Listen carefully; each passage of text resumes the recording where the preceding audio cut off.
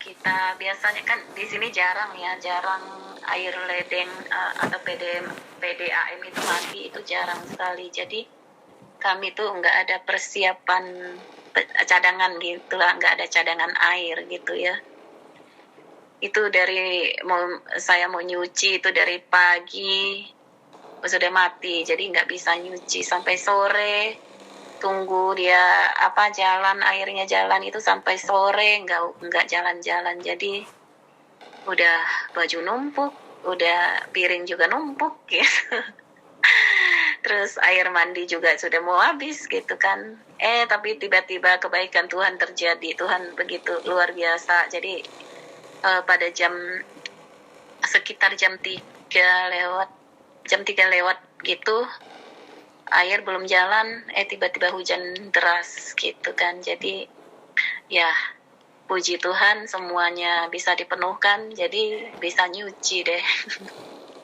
Ya begitu ceritanya, kesaksian kebaikan Tuhan, kesaksian saya untuk kebaikan Tuhan. Tuhan itu tahu apa yang kita butuhkan, apa yang kita perlukan. Jadi Dia berikan hujan supaya kami bisa mandi, bisa nyuci ini itu gitu ya. Puji nama Tuhan. Ya seperti lagu yang tadi saya naikkan, pujian yang saya naikkan, Dia yang membelah laut, Dia yang mengadakan mujizat. Tuhan kita itu sangat luar biasa. Ya, puji nama Tuhan. Kita kembali naikkan pujian ini. Yang membelah laut, yang teduhkan badai, yang mustahil pun terjadi karena kuasa-Mu, yang pegang hidupku, yang buka jalan bagiku. Kau pembuat mujizat sejati.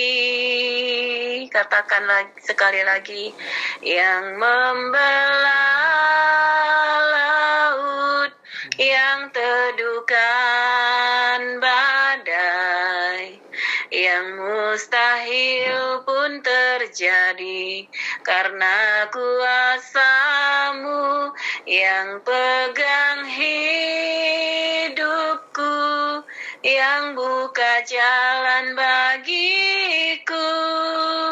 Kau pembuat mujizat sejati. Sekali lagi katakan, yang membelah laut, yang teduhkan badai, yang mustahil pun terjadi karena kuasa-Mu, yang pegang hidupku, yang buka jalan bagiku. Kau pembuat mujizat sejati. Kau pembuat mujizat sejati. Kau pembuat mujizat sejati. Haleluya, amin. Silakan Herkun. Ya, terima kasih kamu Tiara. Oke, untuk selanjutnya kita masuk dalam sharing firman Tuhan. Silakan Pak Lukas. Oke, terima kasih Kak Mutiara, terima kasih Mbak Kus, terima kasih Bro Hergun. Oke, mari kita doa dulu ya. Bapak, terima kasih Tuhan, kami bersyukur karena hari ini kami bisa berkumpul bersama Tuhan. Kami percaya ini bukan kebetulan Tuhan, tapi ini adalah rencana-Mu Tuhan. Tuhan, Kau yang telah kumpulkan kami hari ini Tuhan, sekarang ajari kami Tuhan, supaya kami bisa mengerti kebenaran firman-Mu, supaya kami bisa melangkah dalam kebenaran-Mu. Buka hati kami Roh Kudus, buka roh jiwa kami Tuhan, sehingga kami bisa menangkap dan melakukan kehendak-Mu. Terima kasih Bapak. Demi nama Tuhan Yesus kami sudah berdoa dan kami mau mengucap syukur. Haleluya. Amin. Amin. Puji Tuhan. Ya, saya juga gak tahu ya ini teman-teman kok saya lagi.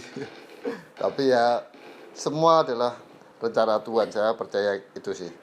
Jadi apa yang dipercayakan ya saya akan lakukan sesuai dengan apa yang Tuhan ajarkan. Ya teman-teman, seringkali orang itu kalau yang tahu saya mungkin ya sudah lama atau belum lama, kelihatannya rohani, padahal enggak sih, saya orangnya biasa aja. Jadi kalau saya misalnya sharing firman Tuhan itu, kalau enggak diajari Tuhan, saya tuh juga blank, juga enggak ada sesuatu yang bisa saya sampaikan, karena enggak ada yang dimasuki. Jadi kalau misalnya saya ini gelas, kalau enggak dimasuki air, ya saya juga enggak bisa memberikan air. Jadi sama sih, jadi saya ini sebenarnya sama seperti teman-teman, hanya mungkin saluran saja ya. Kita juga semuanya itu seperti itu sih sebenarnya.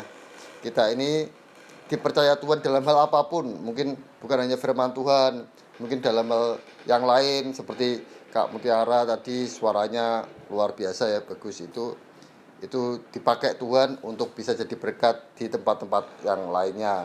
Seperti saat ini jadi pemimpin pujian dan penyembahan ya, luar biasa. Oke, tadi pagi itu saya itu doa, saya tanya Tuhan, apa yang ingin kau sampaikan Tuhan. Saya nggak punya sesuatu yang ingin saya omongkan, seperti yang saya katakan tadi. Kalau Tuhan nggak ajarkan, saya juga nggak bisa. Saya juga nggak mau ambil dari apa yang sudah pernah atau apa yang orang lain sampaikan, karena gimana ya, bukannya saya nggak mau belajar, tapi maksud saya ingin sesuatu yang baru yang dari Tuhan, sehingga bukan saya hanya rutinitas menyampaikan saja, tapi saya juga ingin diberkati Tuhan oleh itu, gitu, maksud saya gitu.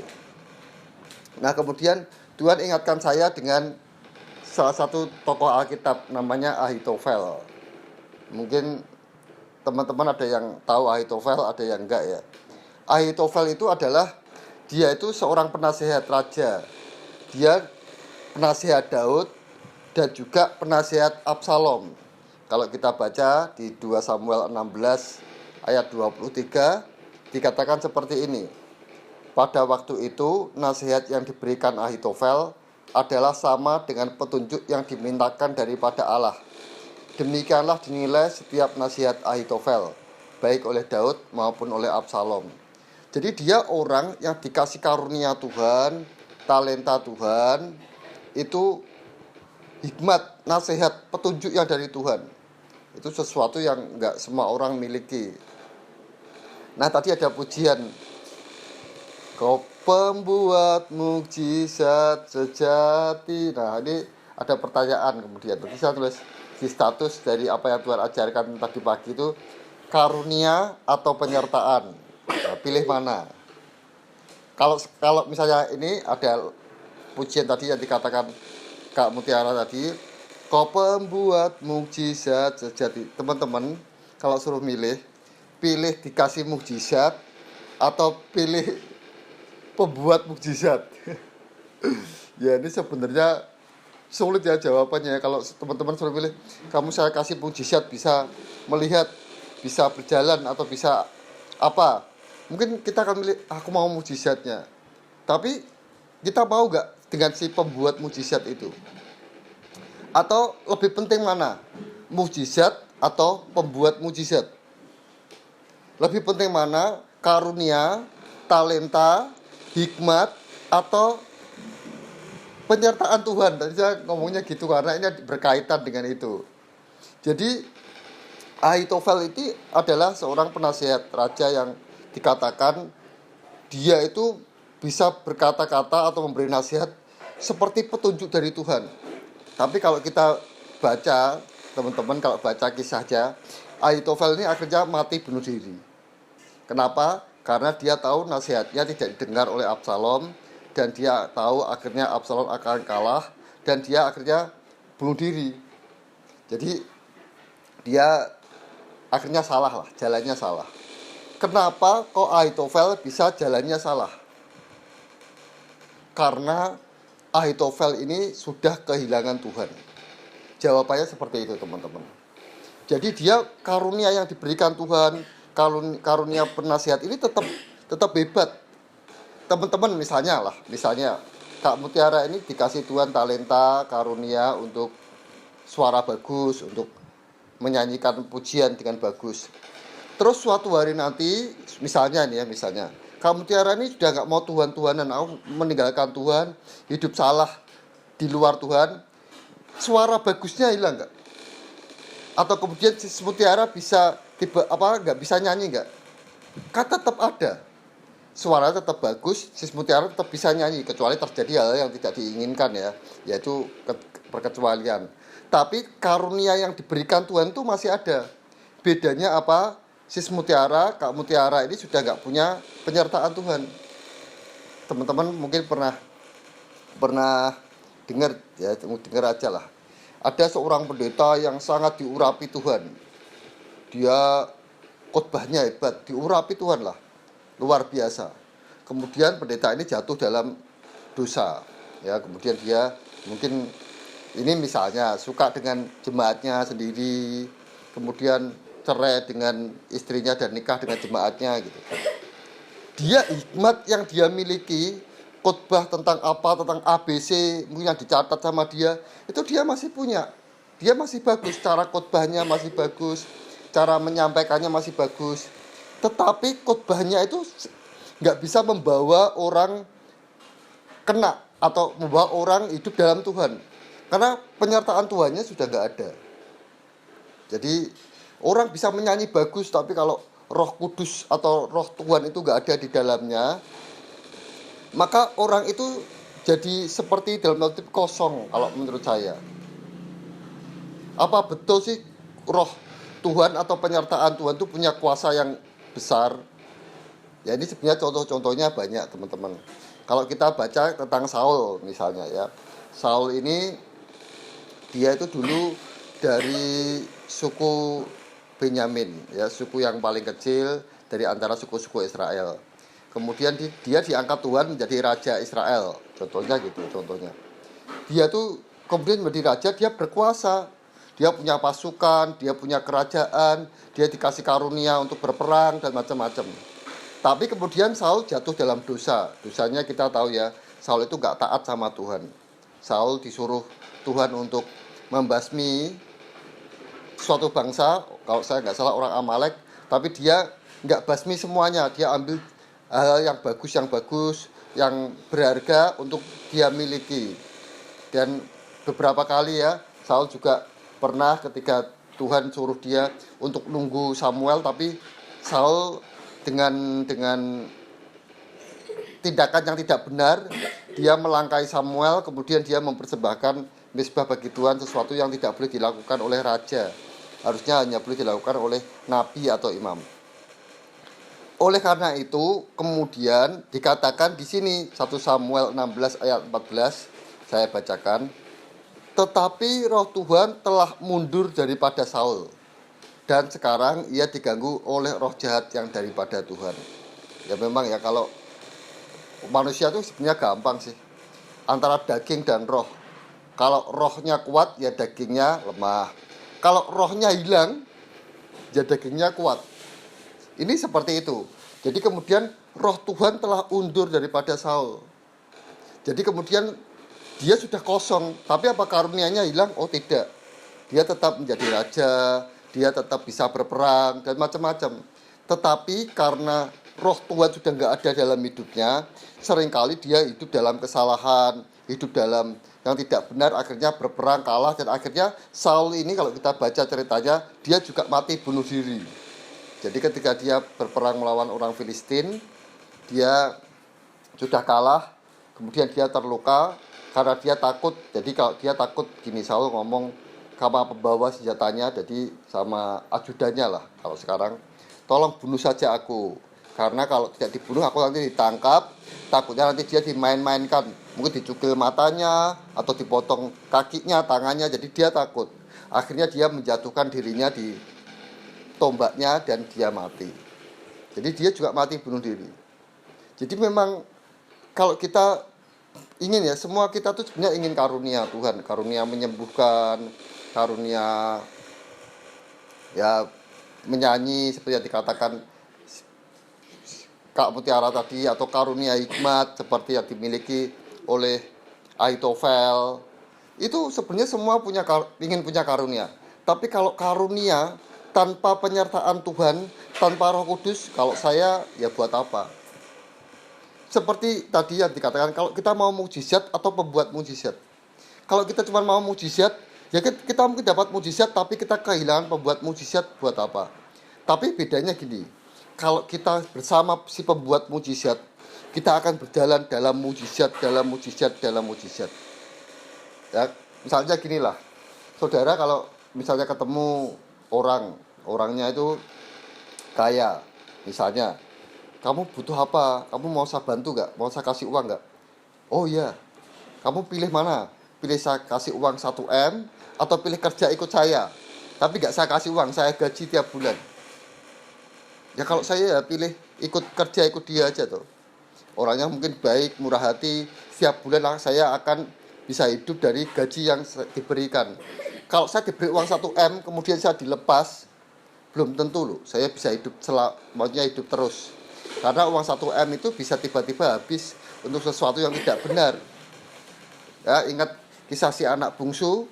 Anak bungsu itu menerima warisan, tapi kemudian dia meninggalkan bapaknya dan dia akhirnya hidup menderita.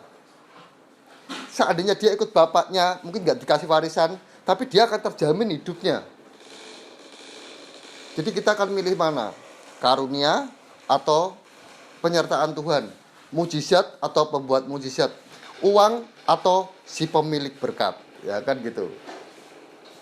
Kita baca lagi, misalnya contoh satu lagi, Simson. Ya, ingat ya Simson ya. Simson ini orang yang sangat kuat. Ya, dia bisa mengalahkan Filistin. Orang Filistin hanya dengan tangan sendirian, hanya dengan tulang itu dia bisa mengalahkan banyak orang Filistin, membunuh orang Filistin.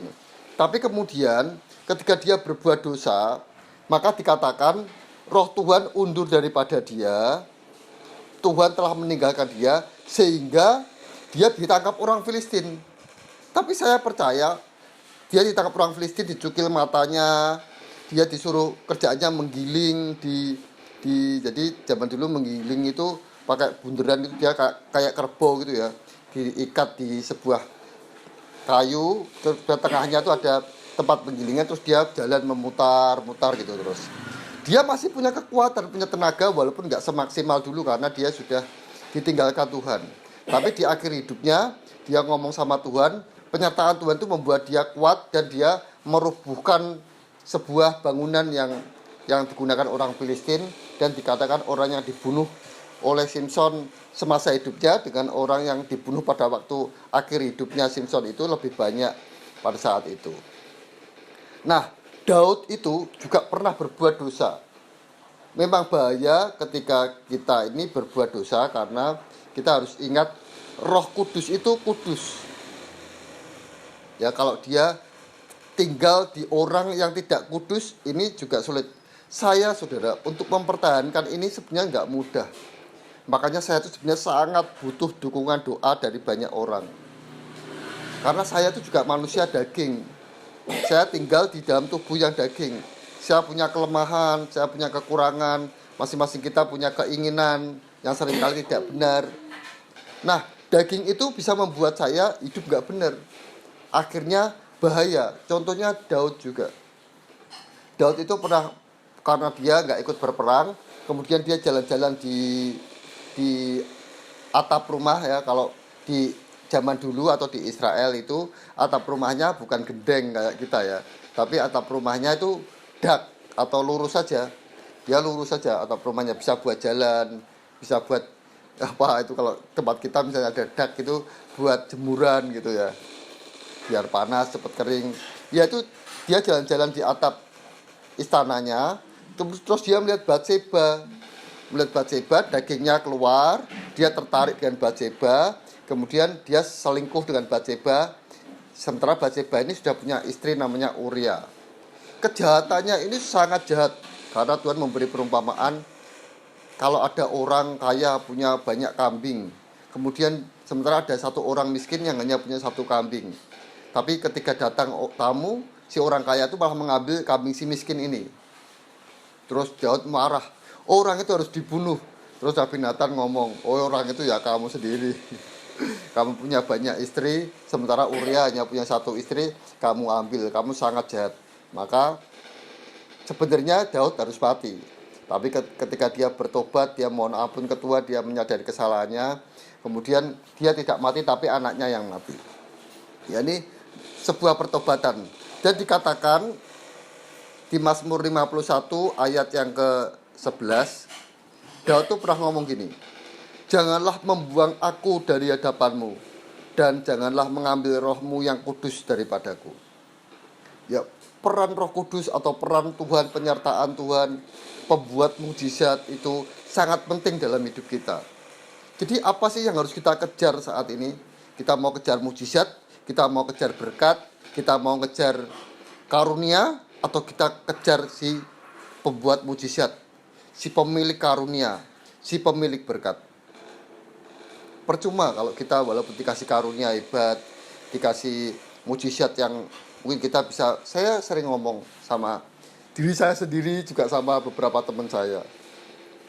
Kalau Pak Lukas disuruh milih, Pak Lukas pilih sembuh atau enggak? Saya berpikir, saya merenung sendiri.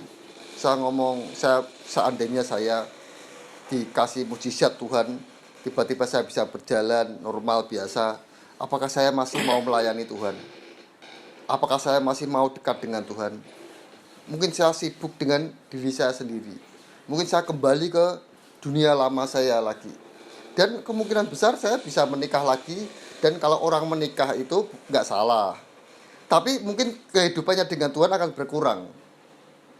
Kalau saya menikah, karena di Alkitab tuh orang yang punya suami, dia ingin menyenangkan suaminya. Orang yang punya istri, dia akan menyenangkan istrinya. Jadi akan punya, ya bukannya terpecah ya, tapi terbagi sedikit lah. Nah, saya itu yang seringkali saya katakan, makanya saya itu sebenarnya, ya daging saya punya keinginan menikah. Tetapi roh saya itu sudah gak ingin. Saya tahu kalau saya menikah pasti nanti saya gak dekat lagi dengan Tuhan. Ya, ini karena saya sendiri ya. Jadi gak semua orang loh, jangan salah. Terus saya gak menikah Pak karena saya ingin dengan Tuhan. Ya gak juga. Kalau suami atau istrimu membawa kamu lebih dekat dengan Tuhan, ya gak salah. Ini kan cuma saya ngomong, kalau misalnya saya jalan, apakah saya masih dengan Tuhan? Ya, karena kalau orang yang jalan yang lainnya juga banyak yang dekat dengan Tuhan, yang masih dengan Tuhan. Tapi saya dengan diri saya sendiri. Kalau saya diberi mujizat Tuhan, apakah saya masih dekat dengan Tuhan? Karena begini, saya itu sebenarnya salah satu hal yang membuat saya dekat dengan Tuhan, itu jari-jari saya ini kan sulit digerakkan karena kecelakaan itu. Saya dulu tuh waktu pertama kali bisa kemana-mana, bisa jalan atau bukan bisa jalan, bisa pergi-pergi, itu saya sering suka mancing. Atau dulu hobi saya waktu masih sehat, saya suka mancing. Saya juga suka mainan game. Ya, zaman dulu saya suka mainan game. Seandainya jari saya normal, tangan saya normal, mungkin saya nggak akan nulis renungan. Mungkin saya akan sibuk mancing. Mungkin saya akan sibuk main game. Tapi Tuhan itu baik. Tuhan tahu bahwa mujizat ini akan membawa dia nggak baik. Karena saya memilih saya dekat dengan Tuhan. Saya memilih saya punya Tuhan lebih dari segalanya. Ya, ini pilihan hidup saya. Jadi saya seringkali kalau doa, Tuhan paksakan kehendakmu bukan kehendakku. Karena saya tahu kehendak saya itu aneh-aneh sukanya. Keinginan saya itu seringkali gak mutu. Ya, manusia itu kalau gak dipaksa Tuhan, dagingnya kuat. Jadi saya kalau doa, paksa saya Tuhan. Biar bukan kehendakku tapi kehendakmu. Nah, itulah yang akhirnya saya sadari bahwa di atas mujizat, di atas karunia, di atas berkat, itu jauh lebih penting Tuhan. Bagi saya hidup adalah Tuhan. Bagi saya cuma itu aja. Mau ada mujizat, mau ada berkat, mau ada karunia, asal saya bersama si pembuat mujizat, asal saya bersama si pemilik karunia, asal saya bersama si sumber berkat, saya tahu saya akan aman, saya akan terpelihara. Ya, saya katakan ini sebenarnya ini adalah rangkaian dari sebuah khotbah. Sebenarnya ini yang saya potong ini tentang Roh Kudus atau tentang Roh Tuhan, ini rangkaian dari sebuah khotbah lawatan Tuhan. Ya karena gini, sebuah lawatan itu hanya akan terjadi ketika Roh Tuhan berkarya di tempat itu. Jadi kalau nggak ada Roh Tuhan di tempat itu, walaupun di situ ada banyak orang kaya, di situ banyak orang hebat, tapi tanpa Roh Tuhan itu nggak bisa lawatan terjadi. Karena begini, dikatakan di Kisah Para Rasul 1 ayat 4-5, pada suatu hari ketika ia makan bersama-sama dengan mereka, ini Tuhan Yesus, melarang mereka meninggalkan Yerusalem dan menyuruh mereka tinggal di situ, menantikan janji Bapa yang demikian katanya, telah kamu dengar daripadaku.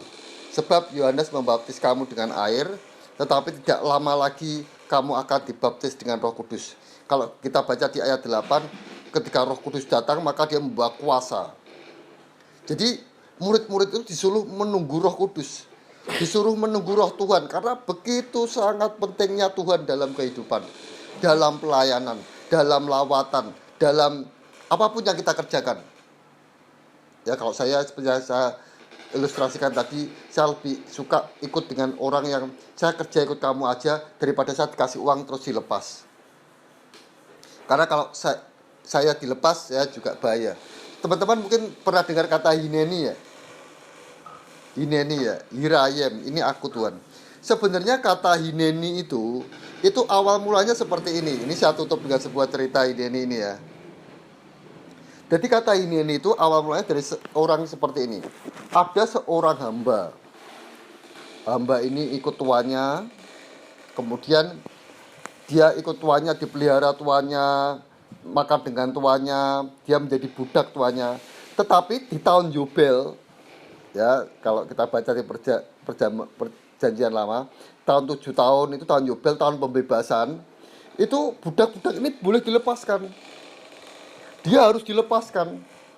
Nah, tetapi jika budak itu berkata, aku tidak mau keluar dari Tuhan, Tuanku, aku mau jadi budakmu selamanya, maka dia ditindik telinganya dan dia menjadi budak. Nah, kata-kata aku mau jadi budakmu selamanya itu hineni artinya. Kata aslinya hineni. Jadi hineni itu artinya aku mau ikut engkau jadi budakmu, jadi hambamu terus Tuhan. Karena kalau kita lepas dari Tuhan, di luar tuh banyak bahaya.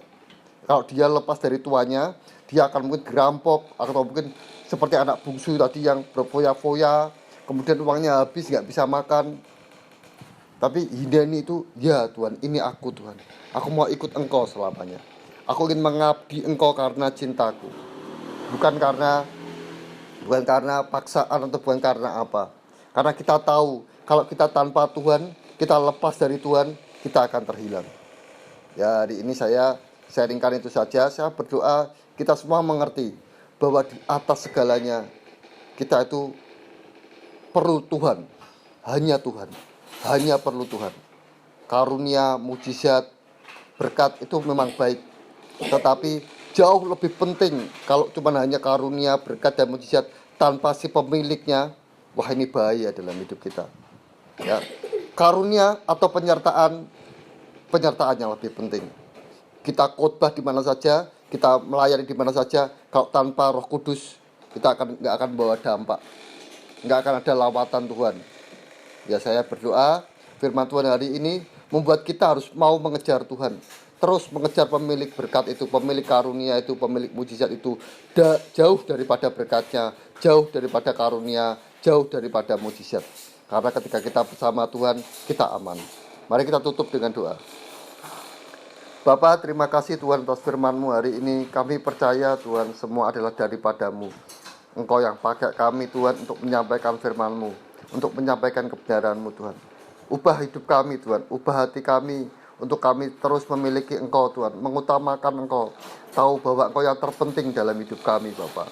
Terima kasih Bapa, sertai kami Tuhan, jangan pernah tinggalkan kami Tuhan. Kami mau mengabdi kepadamu Tuhan, kami mau terus ikut Engkau Tuhan. Biarlah kami ini ada dalam hadirat-Mu, dalam hidup-Mu Tuhan. Jangan pernah lepaskan kami. Terima kasih Bapa, kami bersyukur atas segala kasih kebaikan-Mu, firman-Mu hari ini yang telah Kau ajarkan dalam hidup kami. Terima kasih Bapa. Demi nama Tuhan Yesus kami sudah berdoa dan kami mengucap syukur. Haleluya. Amin. Puji Tuhan. Terima kasih.